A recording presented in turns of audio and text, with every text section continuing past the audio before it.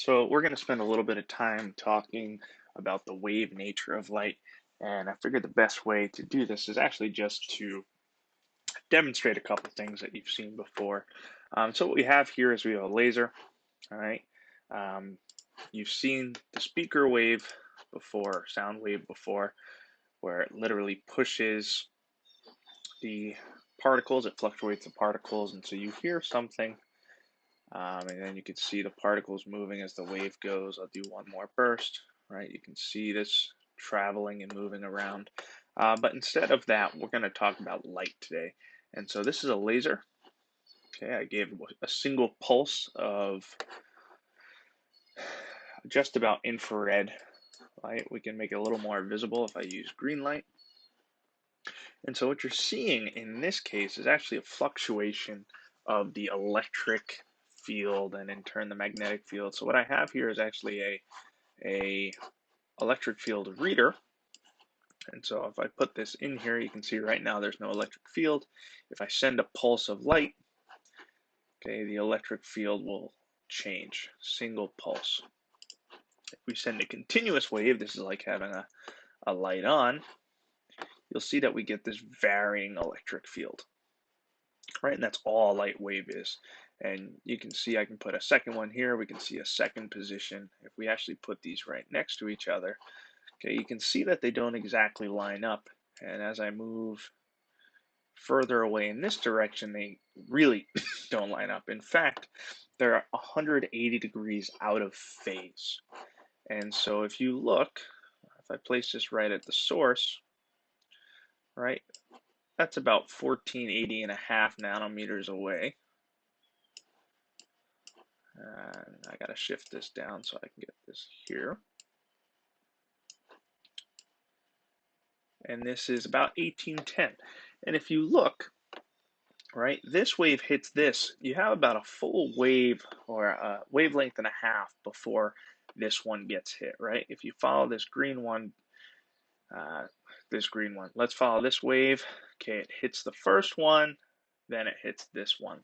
And so what happens is there's a change in distance between these two, or from the source, and therefore what you're getting is the wave front.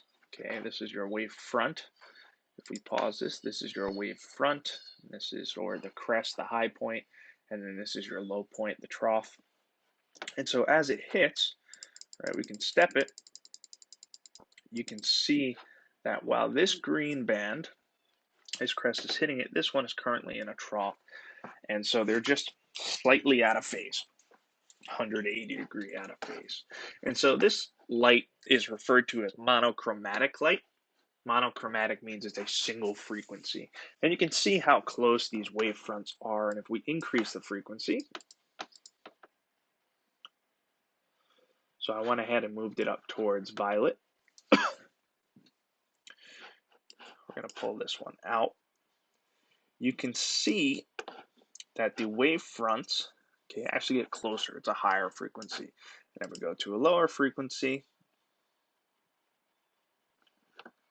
the wave fronts are much further apart. Okay, now the amplitude, you'll notice, should not have changed because we have control over the amplitude.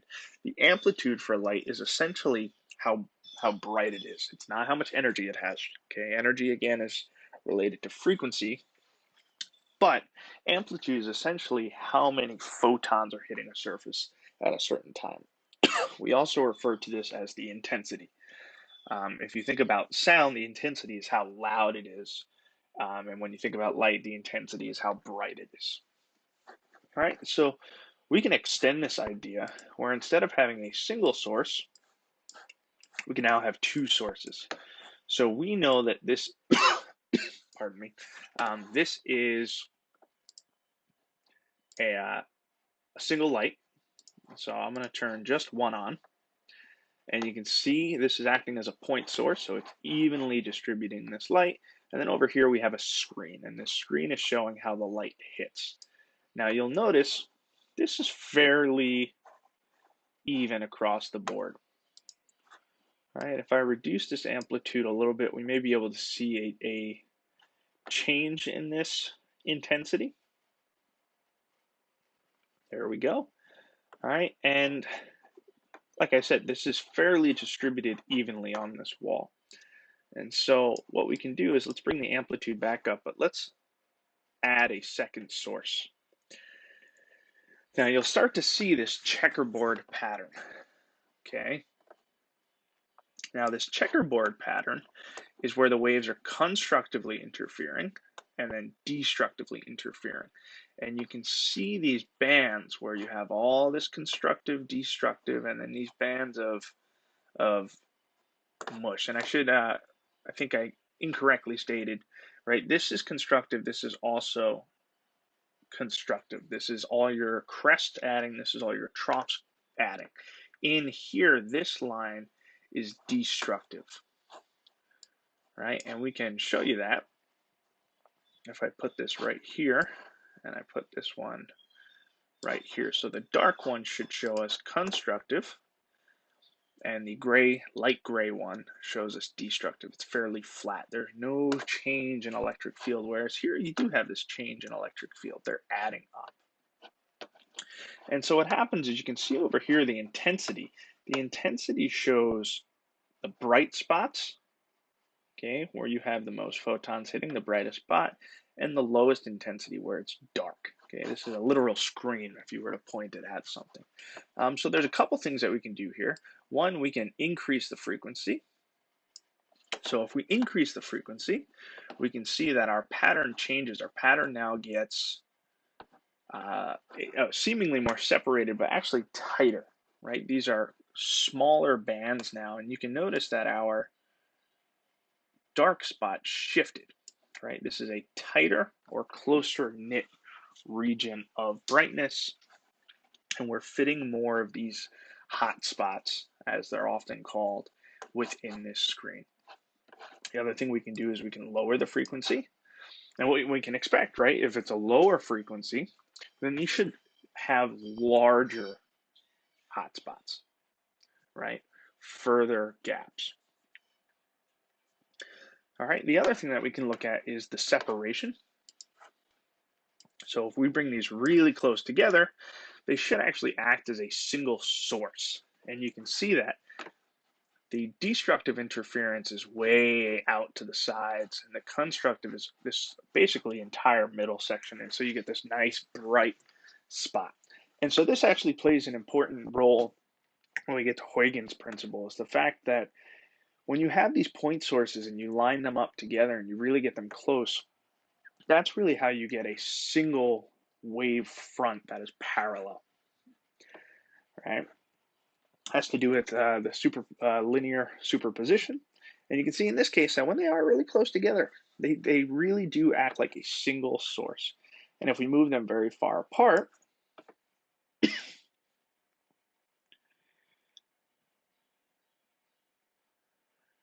right, then you can see you actually get quite a bit of interference happening.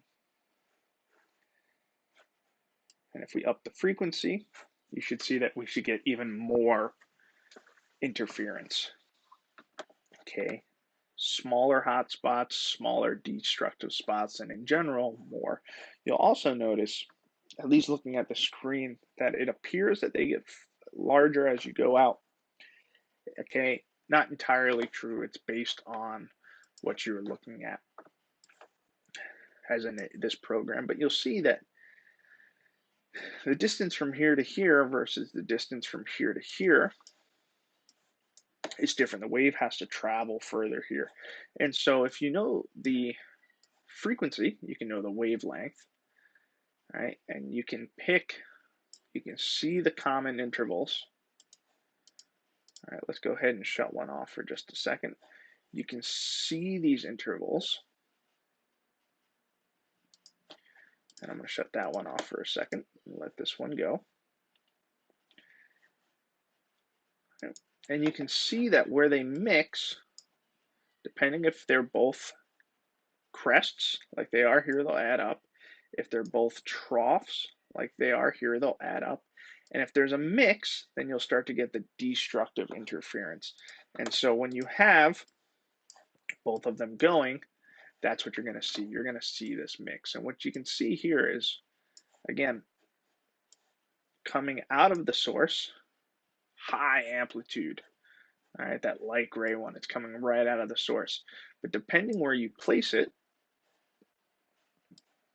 put this guy right in front of the dark spot, you're going to get your destructive interference, whereas in front of the hot spot, or depending where you are, you're going to get that constructive interference. And this comes directly from the fact that electric fields are vectors, right? Vectors mean that you can add them up, you can subtract them. There's a lot of other things you can do, but those are the two main concerns, right? That's where the principle of superposition comes from, is the vector nature of this electric field. All right, so that's it for now. We're going to come back and take a look at diffraction and how this plays with diffraction in the next video.